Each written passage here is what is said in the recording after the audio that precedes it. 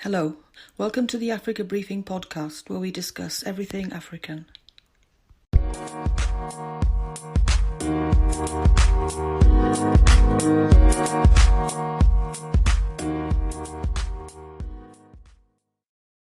Hello and welcome. With his confirmation as the President-elect of the United States, Africa Briefing would like to share a few ideas about the incoming Joe Biden administration's Africa policy agenda. For the past 4 years, U.S. strategy on Africa has centered on competing against China, the continent's biggest trading partner. Talks from aid to trade revolved around encouraging the continent to turn away from Beijing and prevent China from taking greater stakes in Africa's technology, energy, and infrastructure. But to be effective in Africa, Biden will have to make some important changes in how his administration sees China and how it addresses the challenge.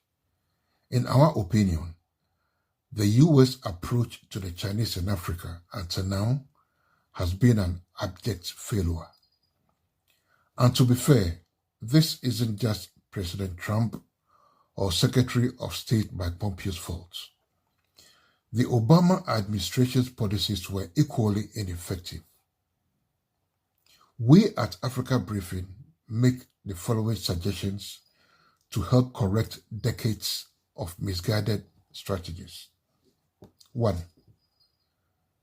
President-elect Biden must take a page from Chinese President Xi Jinping's playbook. Xi Jinping will always carve out 5 minutes in his schedule for a photo op, a web conference, or a phone call with an African leader, and not just the bigwigs from the largest countries. In fact, just a few weeks ago, Xi Jinping called the president of Malawi just for a chat. Americans generally don't value that kind of personal relationship building the way the Chinese do. But Africans do too, and that's what's important here. Number 2, the U.S. should stop trying to compete with the Chinese. The incoming Biden administration will need to direct all of the relevant heads of agencies to stop focusing their African engagement policies on confronting the Chinese in Africa. Everyone from the Pentagon to the State Department to the Exim Bank, and most importantly, the team at the Development Finance Corporation. Instead, they need to get them to develop policies that amplify America's distinctive advantages over the Chinese.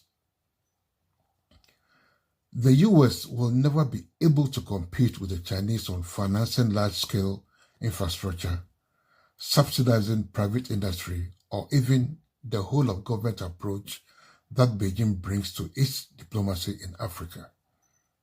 Instead, the U.S. should build on the following areas where it has an advantage over the Chinese. And these are: 1. Education. America has some of the best universities in the world, and Africa is a continent of adolescents eager to learn. Number 2. Services. America is a world leader in professional and technology services. They should work with African stakeholders on how they can maximize their investments in Chinese infrastructure to help make them more sustainable. Number 3, the people.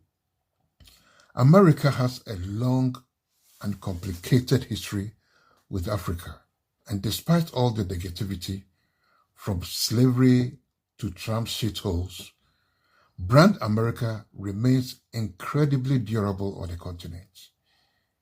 It's especially important that Biden personally removed the student visa restrictions, fund the Peace Corps, and create new opportunities for American and African youth to engage. 3. Biden's foreign policy in Africa should be focused on one thing: jobs. Africa is facing the worst economic crisis in a generation. On a continent with the fastest growing population in the world. When African leaders say they don't want to be caught in the middle of another U.S. great power struggle, Biden must listen. He must listen to what their priorities are, and those priorities are jobs, jobs, and jobs.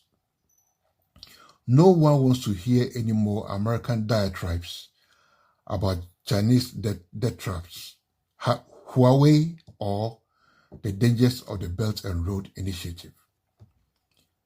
The Biden administration must focus on jobs.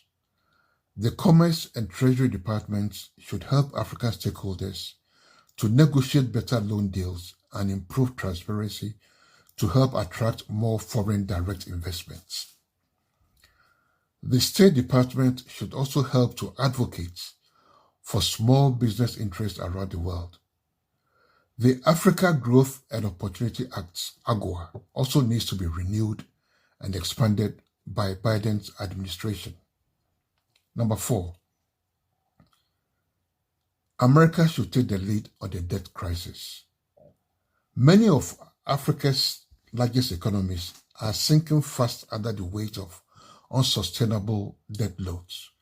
They need help, and fast.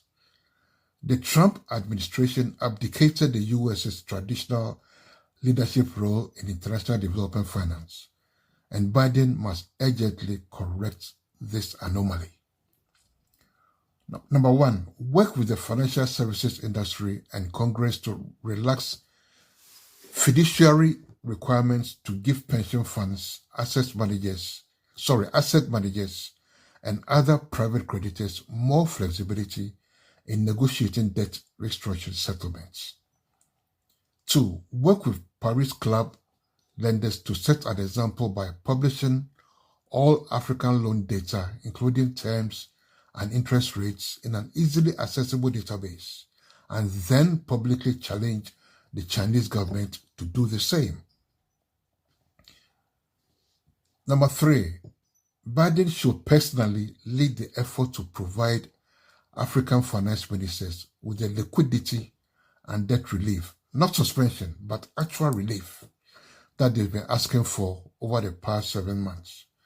Please make it happen. African leaders are not really asking for that much. And African leaders, on their part, must bring attention back to boosting African trade and investment.